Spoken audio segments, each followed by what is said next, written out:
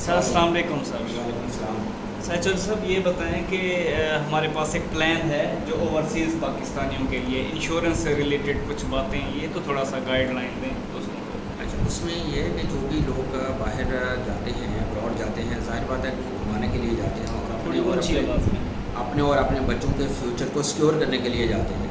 तो जितने भी वहाँ से इनकम जनरेट करते हैं वो अपनी फैमिली को भेजते रहते हैं और फैमिली जो है वो एक्सपेंस करती रहती है।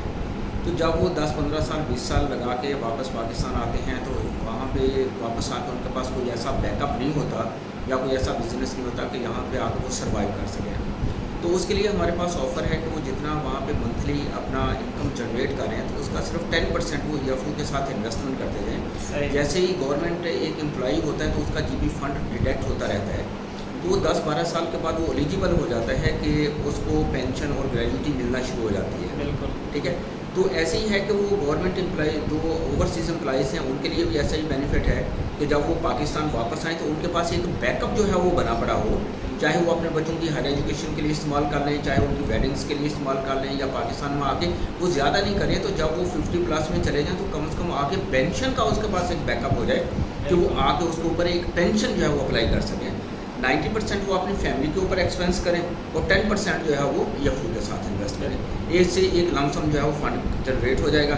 जैसे एक गवर्नमेंट एम्प्लॉय को बेनिफिट मिलता है वैसे उनको बेनिफिट मिल जाएंगे उसका।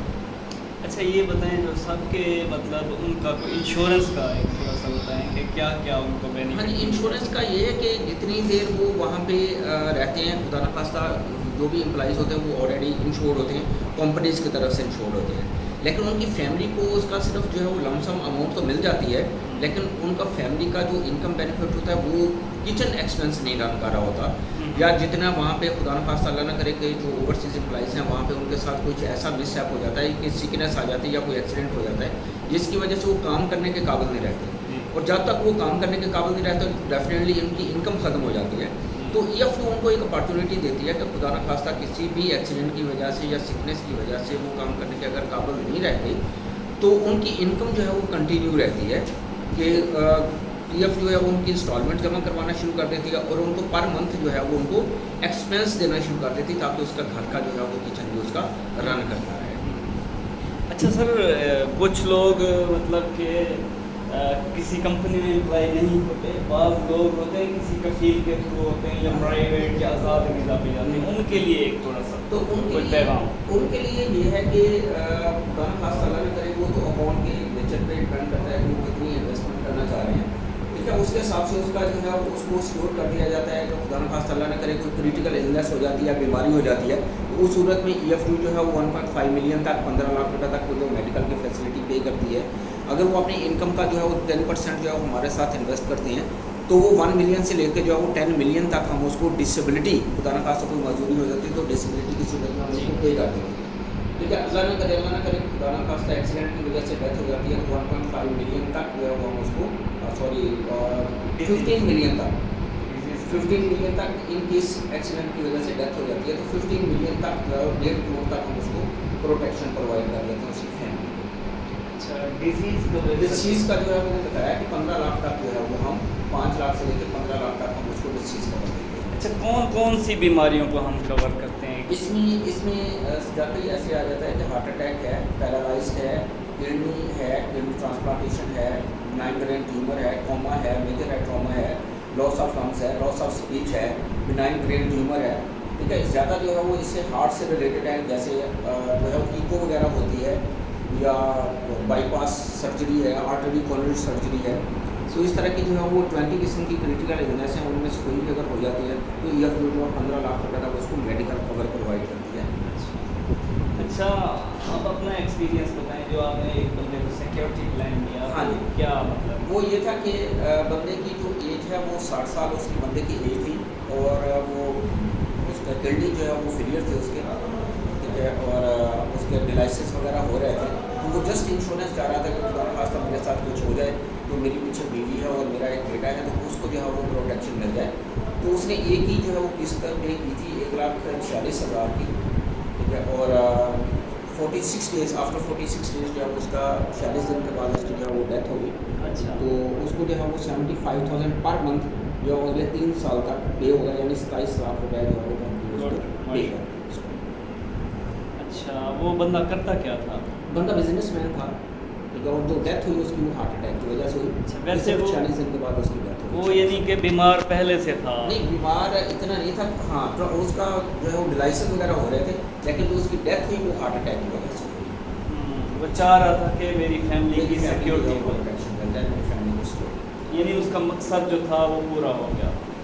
देखिए कोई मतलब मरना तो कोई देखो, भी नहीं मरना चाहता। तो कोई नहीं चाहता, बट वो बट जो आया है उसने family- जाना तो है, तो डेफिनेटली दो ही चीज़ें होती हैं। एक तो ये होता है कि खुदा न खास्ता मेरे साथ कुछ हो जाए तो जो मेरे पीछे मेरे एकदम डिपेंडेंट हैं उनका क्या बनेगा, और दूसरा अगर मैं खुद जिंदा रहता हूँ तो बुढ़ापे में मेरा क्या बनेगा। ठीक है। तो ये दोनों चीज़ें होती हैं, ठीक है, कि जिसकी वजह से बंदा जो है वो पाकिस्तान से बाहर जाता है, बाहर जाता है, तो वो भी इसी मकसद के लिए जाता है, ठीक है, या पाकिस्तान में कोई भी काम करता है, वो सिर्फ दो ही मकसद होते हैं कि मेरे साथ कुछ मिसहैप हो जाए तो मेरी फैमिली सिक्योर हो जाए, या मैं बुढ़ापे में पहुँच जाऊँ तो मेरा बुढ़ापा सिक्योर हो जाए। ठीक है। ठीक है, नॉर्मली हम करंट को तो फोकस कर रहे होते हैं कि मेरे साथ कुछ हो जाए तो मैंने ये बिज़नेस कर लिया, यहाँ पे इन्वेस्टमेंट कर दी, यहाँ पे इन्वेस्टमेंट कर दी। वो इन्वेस्टमेंट को सिक्योर करने के चक्कर में होता है, या इन्वेस्टमेंट को मल्टीप्लाई करने के चक्कर में होता है, लेकिन वो अल्टरनेट नहीं कर रहा होता कि खुदा न खास्ता मेरे साथ कुछ मिसहैप हो गया, या मैं बुढ़ापे में चला गया, या मैं ऑन बेड चला गया, मैं वर्किंग के काबिल नहीं रहा, तो फिर क्या होगा।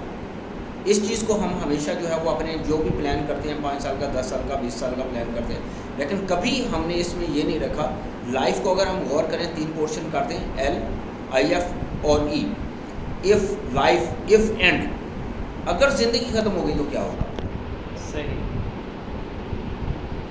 तो इसको हमेशा अपने प्लान में रखना चाहिए। जैसे हम गाड़ी में लॉन्ग टर्म ट्रैवल करते हैं तो स्टेपनी रखते हैं, इसलिए रखते हैं कि खुदा न खास्ता कहीं भी गाड़ी का टायर पंचर हो जाए तो हमें प्रॉब्लम ना हो।